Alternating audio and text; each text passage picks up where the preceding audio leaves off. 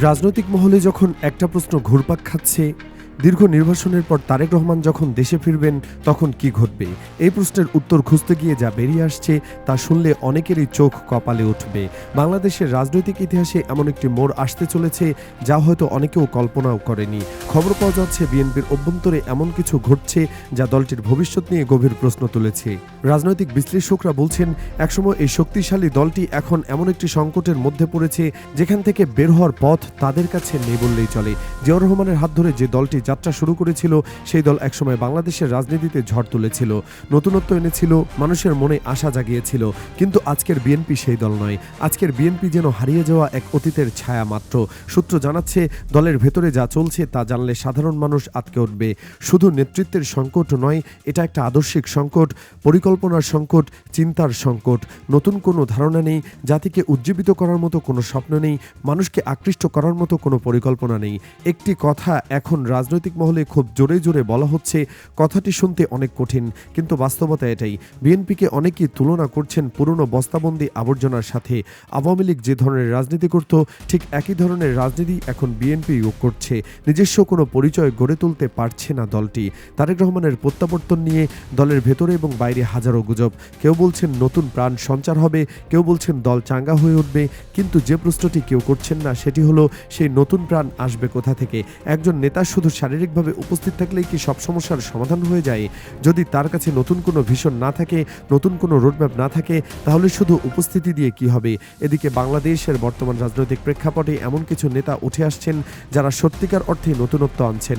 শরীফ ওসমান হাদি তার কর্মকাণ্ড নিয়ে প্রমাণ করছেন যে সৃজনশীলতার জায়গা এখানে আছে। আসাদুজ্জামান ফুয়াদ নতুন চিন্তা নিয়ে এগিয়ে আসছেন। অ্যাডভোকেট শিশির মনির তার কাজ দিয়ে দেখিয়ে দিচ্ছেন রাজনীতিতে নতুনত্ব সম্ভব।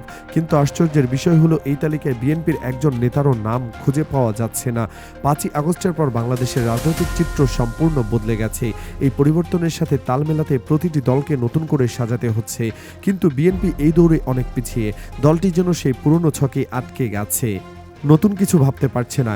একটি অদ্ভুত বিষয় লক্ষ্য করা যাচ্ছে, বিএনপি হঠাৎ করে ৭১-এর চেতনা নিয়ে কথা বলতে শুরু করেছে, মুক্তিযুদ্ধের প্রেম দেখাচ্ছে, ভারতের প্রতি আনুগত্য প্রদর্শন করছে, অথচ এই বিষয়গুলো ছিল আওয়ামী লীগের রাজনীতির মূল উপাদান।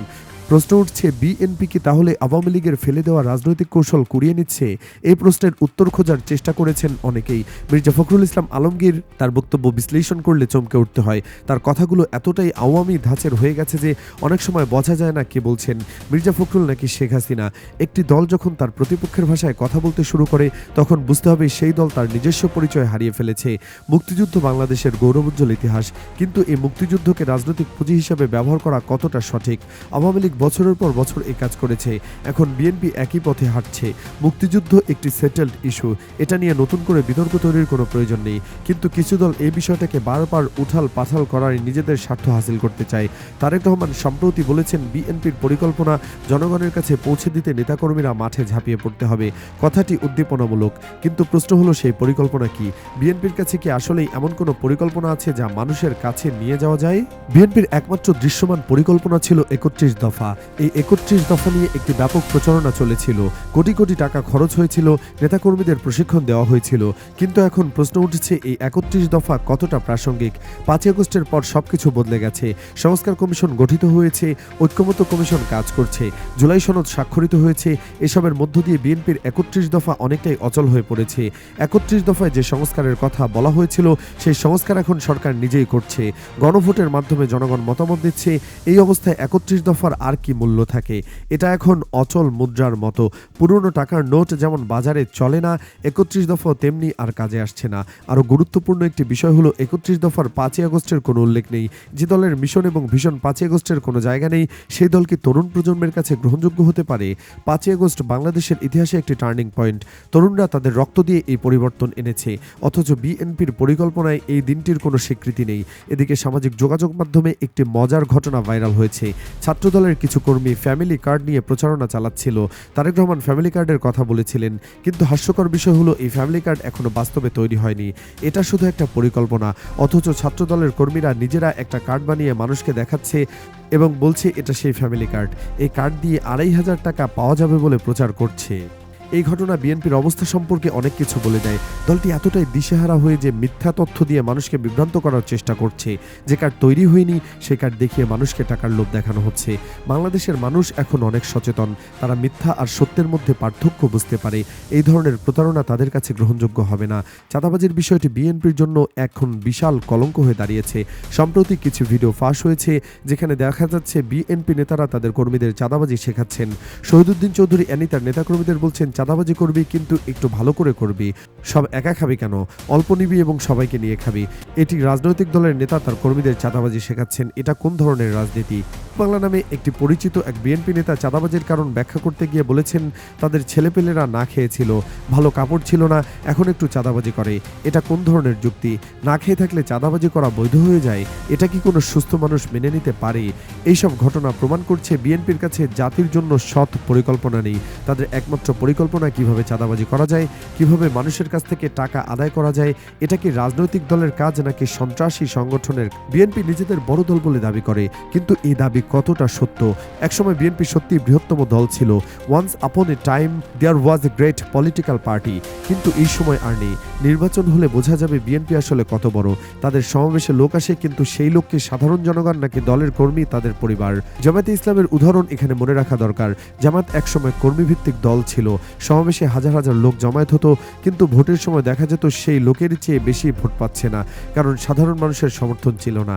বিএনপির অবস্থাও একই রকম হয়ে যাচ্ছে, বরং আরও খারাপ। কারণ বিএনপি যে কর্মীরা সমাবেশে আসে তাদের অনেকের স্ত্রী জামাত করে, সন্তান শিবির করে, পরিবারের সদস্যরা অন্য দলকে ভোট দেয়।